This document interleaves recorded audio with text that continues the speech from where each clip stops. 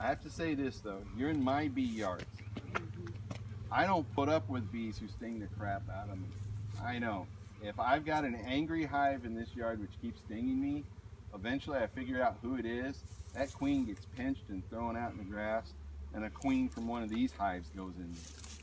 So you can walk around in my yards without suits on. You can't do this in some other people's yards. It's got to do with selection and what you'll put up with. The queen sets a temperament for the hive then? The queen is the only bee in the entire hive who lays eggs. So every bee in this hive is her progeny. Gotcha. Every single one. So if you've got a queen with a bad attitude, you replace her, and in 6 weeks, the entire population of this hive, except for that queen, has turned over, and everybody is now her daughter or son. Jeff, does the environment where you have your hive make a difference on the temperament? It can. If they're getting a lot of disturbance, it can make a huge difference. Now, a bunch of nice drone cells. Hold on 1 second before I show you. I always need to check both sides of the frames before I start talking, because she could very well be on here, but she's not. What, the queen? Yep, queen's not on here. But I got a bunch of drone cells here, these are drone cells here. Well, not just because they're bigger, but also because of the way the cappings are popped up. See these kind of worker cells over here? Worker cells have a lower profile. They're shorter. Drone frames are bigger. Drone cells are bigger, sorry. Here's a drone walking around right here. There's a drone in a whole field of girls. Can you show that over here? That's your drone. Actually, there's another drone right there too. So there's 2 drones. These are all workers. There's another drone. Notice how big his eyes are, and his eyes meet at the top of his head. The girls have smaller eyes and they're farther apart. Okay. His sole job is to track down a virgin in flight. So his visual capabilities are more important to him than these girls. So he's got bigger eyes. Now, the nice thing about the drones, of course, is they don't have stingers like this girl I've got in my finger. So I'm going to let the girl go back. I've got the drone. No stinger. He cannot hurt you.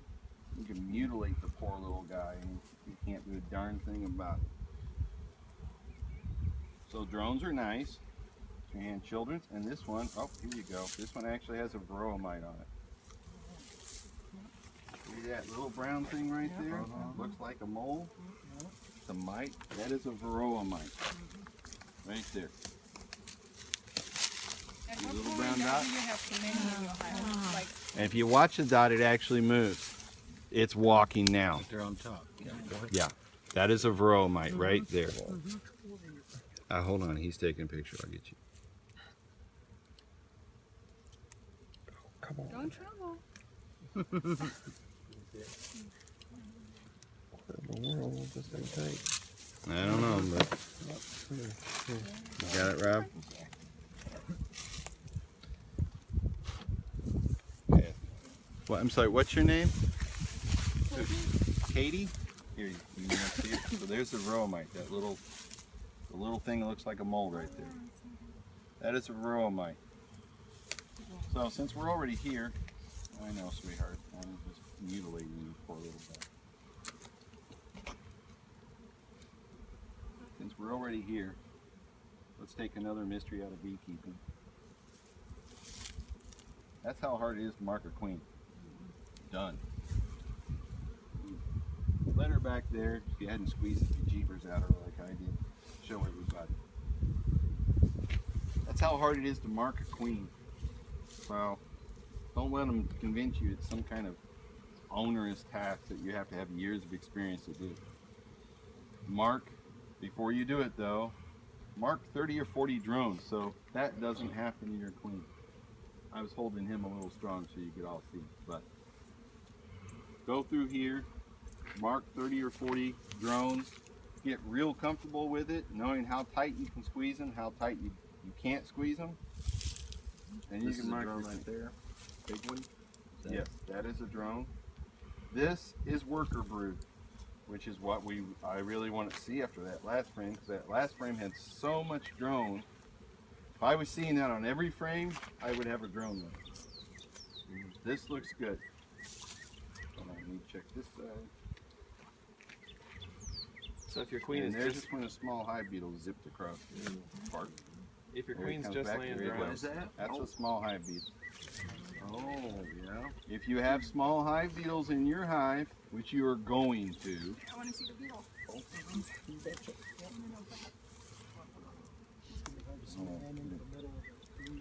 there he is. Oh, that's huge. Okay. You are going to have small hive beetles in your hive. There he goes, right there. That's it, right there. what do you do about it? You get squishing like that. Yeah, we're pretty good. We've been making videos for our website. We made a video last year where we were taking frames from the outside of the brood nest and we were knocking them off on the lid like this, and there'd be 30 or 40 hive beetles. We just squish them like crazy. He posted the video. He wrote on the video, 30 or 40 hive beetles were killed during this demonstration. I thought, Intentionally. yeah, really funny versus, nobody was harmed during this. You're going to have hive beetles. There's your queen right there. Having a hive beetle is no big deal. There's our queen. It's a big one, bub.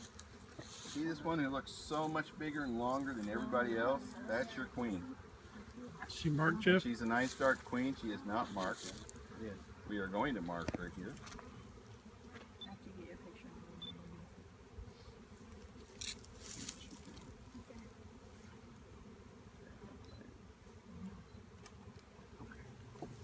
Cool. Is that long? Now, if everything I told you is correct, I'm willing to be proven wrong. This down here shouldn't have much in it except last year's honey and empty frames and the new pollen they're bringing in. This is our brood nest, okay? 90% of your hives are reluctant to move down. You'll have about 10% of them who move down just no problem. They're happy to go downstairs and expand the brood nest on their own. Most of them are reluctant to move down. So they will swarm even though they have a whole empty box below them. It's your job, and this is what reversing is talking about, is to take those brood frames and move them down into the lower box and put the empty combs and the foundation above the brood nest so their natural inclination to move up and expand upward is fulfilled. You give them empty space above and to the sides of the brood nest, and you will slow down the swarming impulse. This is for you guys who have overwintered hives, okay? I want to be clear, you cannot stop the swarming impulse. I know there's all this crap out there about preventing swarming. That's like preventing your cat from mating. It doesn't work. There's nothing you can do that's going to stop her from wanting to do this, okay? All you can do is manage it. So the best way to manage it is to make a split. We're not going to talk about that really today unless we get later on and talk about it. But when you make a split, you are artificially swarming the hive. So they have swarmed and they're happy. You don't split and they are going to swarm. One way or the other, this hive is going to divide itself. Whether you channel that divide or whether it just goes freestyle and they go wherever they want.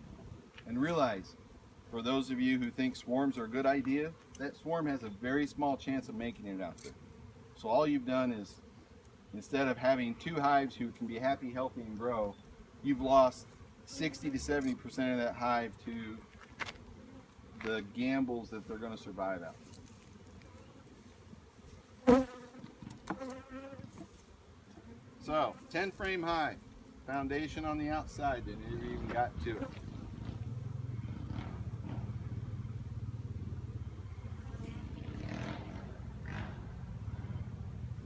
Good frame from last year, honey.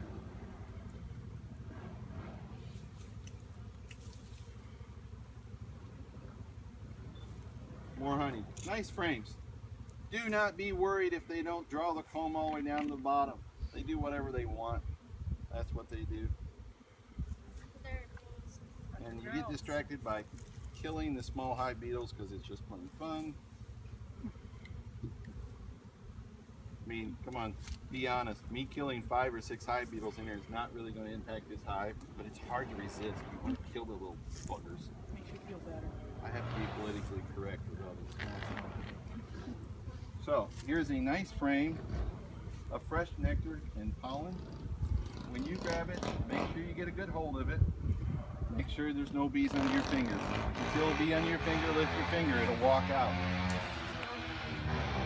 But pass it to who's when you want to see it. I want you to see nectar, and I want you to see pollen in that frame. The pollen is the wet stuff that looks like wet colored clay in there. It'll be a dirty gray, bright yellow, orange, bright red at this point. Pollen comes in every color in the rainbow. I mean, literally every color in the rainbow. Except possibly fuchsia, because that's just not a color. Kind of weak to being kind of strong. She has frames of brood in the bottom, lots of spare honey. This hive is set to explode. Set to explode. Now my problem with this hive, my management problem is I have a deep box and a medium box. I can't really reverse it very well. So what I'm going to have to do is wait until they move up into this upper box and it gets warmer, and then I can switch them around. If I move the upper box, they're just playing. If I move that medium box up on top right now, I will have separated all the brood in the medium box from all this brood in the lower box, and I will have forced this hive to divide in half on cold nights to keep the brood warm. That's not going to help them at all. That would be poor management on my part. Is this a... You have brood on both sides too? Oh yeah, I mean, and this, don't do this by the way, this is a do as I say, not as I do. Don't blow on your bees, they don't like it. Notice how this brood pattern is solid, except for a few tiny little holes. Look how solid that brood pattern is. That is a nice brood pattern. That's what you want to see. If this thing is all spotty and looks like a jigsaw puzzle, you got a problem. Anybody want to see this?